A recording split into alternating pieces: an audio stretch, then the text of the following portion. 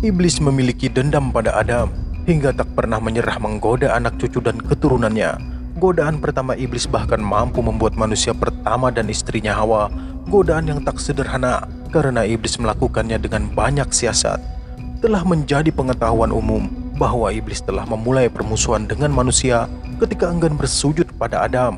Karenanya Allah melaknat iblis dan mengusirnya dari surga. Sejak itu, makhluk yang diciptakan dari api tersebut bertekad menjerumuskan setiap manusia ke dalam neraka untuk menjadi teman-temannya kelak di hari akhir. Dan ingatlah, ketika kami berfirman kepada malaikat, sujudlah kamu kepada Adam, maka sujudlah mereka, kecuali iblis. Ia enggan dan takabur, dan adalah ia termasuk golongan orang-orang yang kafir. Al-Quran Surah Al-Baqarah ayat 34. Allah berfirman, apakah yang menghalangimu untuk bersujud kepada Adam di saat aku menyuruhmu? Iblis menjawab, aku lebih baik daripadanya. Engkau menciptakanku dari api, sedangkan dia engkau ciptakan dari tanah. Al-Quran Surah Al-A'raf ayat 12. Iblis berkata, aku sekali-kali tidak akan sujud kepada manusia yang engkau ciptakan dari tanah liat kering, yang berasal dari lumpur hitam yang diberi bentuk. Al-Quran Surah Al-Hijr ayat 33. Bahkan ketika Nabi Adam belum berwujud sempurna dan masih berupa tanah liat kering, iblis sudah merendahkannya. Ia sombong dan merasa lebih baik dari manusia. Diriwayatkan dari Ibnu Abbas bahwa iblis menendang tubuh Nabi Adam saat proses penciptaannya. Saat itu, Nabi Adam masih berbentuk layaknya tembikar yang diletakkan di dekat pintu surga.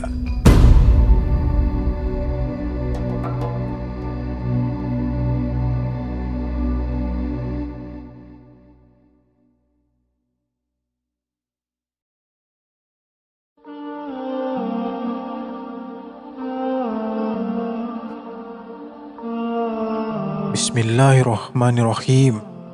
Assalamualaikum warahmatullahi wabarakatuh. Kembali lagi di Hijrah Channel. Sebelum ulasan di video ini lanjut, diharapkan kepada sahabat agar menyimak ulasan di dalam video ini sampai selesai, agar nantinya tidak salah paham dalam penafsiran atau pemahaman cerita yang terkandung di dalamnya. Makhluk apa ini? Ujar iblis saat melihat Nabi Allah. Bahkan saat itu iblis sudah bertekad akan menentangnya. Jika kau diberi kekuasaan terhadapku, maka aku akan menentangmu. Jika aku yang diberi kekuasaan terhadapmu, pasti aku akan menindasmu. Demikian pikiran iblis. Hasilnya, iblis pun menolak mentah-mentah ketika Allah memerintahkannya sujud penghormatan kepada Adam. Maka Allah pun berfirman, turunlah kamu dari surga itu, karena kamu tidak sepatutnya menyombongkan diri di dalamnya, maka keluarlah. Sesungguhnya kamu termasuk orang-orang terhina. Iblis menjawab, berilah penangguhan waktu bagiku sampai waktu mereka dibangkitkan. Allah berfirman, sesungguhnya kamu termasuk yang diberi penangguhan. Iblis menjawab, karena engkau telah menghukumku tersesat, aku benar-benar akan menghalang-halangi mereka dari jalanmu yang lurus. Kemudian aku akan mendatangi mereka dari muka, dari belakang mereka, dan dari kanan, dan dari kiri mereka. Dan engkau tidak akan mendapati kebanyakan mereka bersyukur, taat. Al-Quran Surah Al-A'raf. Maka dimulailah rencana iblis untuk menjerumuskan manusia. Ia pun menargetkan Nabi Adam sebagai sasaran utamanya.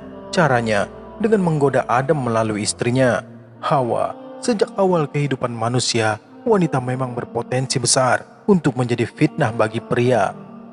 Iblis yang sudah terusir dari surga mencari cara agar dapat menggoda Hawa yang berada di surga. Disebutkan oleh Imam Al-Qurtubi dalam tafsirnya dengan menyebut sumber kisah dari ulama tabi'in bernama Wahab bin Munabih bahwasanya iblis memasuki surga dengan bantuan ular. Iblis mendatangi semua hewan untuk dapat mengantarnya ke surga, namun semuanya menolak kecuali ular. Dahulu, ular diciptakan dengan kaki dan menjadi hewan tunggangan yang indah. Iblis kemudian berhasil memasuki surga melalui mulut ular. Saat tiba di surga, iblis keluar dari perut si ular. Ia pun segera menuju pohon yang dilarang Allah untuk didekati. Mulailah iblis menggoda Hawa agar mendekati pohon terlarang itu. Diajaknya Hawa menuju pohon tersebut sembari berkata, "Lihatlah pohon ini, aromanya harum, rasanya lezat, dan warnanya indah." Iblis terus saja menggoda Hawa demikian. Berhasil. Hawa tergoda dan mulai memakan apa-apa dari pohon tersebut. Melalui Hawa, iblis menggoda Adam untuk ikut mencicipinya.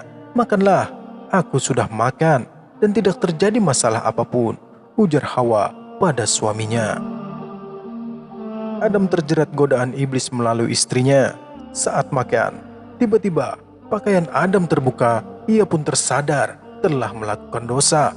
Allah kemudian memanggil Adam, sementara sang nabi bersembunyi karena malu kepada Allah. Lalu Allah berfirman, "Turunlah ke bumi asal penciptaanmu, yang mana sudah menjadi takdir Nabi Adam sebagai khalifah di muka bumi."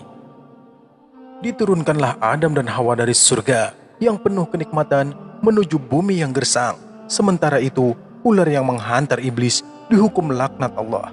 Kakinya dilenyapkan, diubah menjadi perut, lalu dimunculkan sebuah permusuhan manusia dengan ular. Itulah kisah permulaan godaan iblis pada manusia.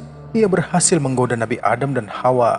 Demikian seterusnya, iblis terus saja menggoda keluarga Adam agar melakukan perbuatan dosa. Hingga kiamat terbentang kelak, iblis akan terus menggoda anak cucu keturunan Adam agar menjadi penentang Allah sebagaimana dirinya. Wallahu alam bisawab. Semoga ulasan ini dapat menginspirasi dan memberikan manfaat yang baik kepada kita semua. Amin. Amin. Amin ya rabbal alamin. Apabila sahabat menyukai channel ini, silakan sahabat klik like, share, subscribe, komen, dan aktifkan notifikasi lonceng agar channel ini terus berkembang dan tetap menyampaikan syiar-syiar Islam. Salah hilap mohon maaf, karena kebenaran hanyalah milik Allah Subhanahu wa Ta'ala. Assalamualaikum warahmatullahi wabarakatuh.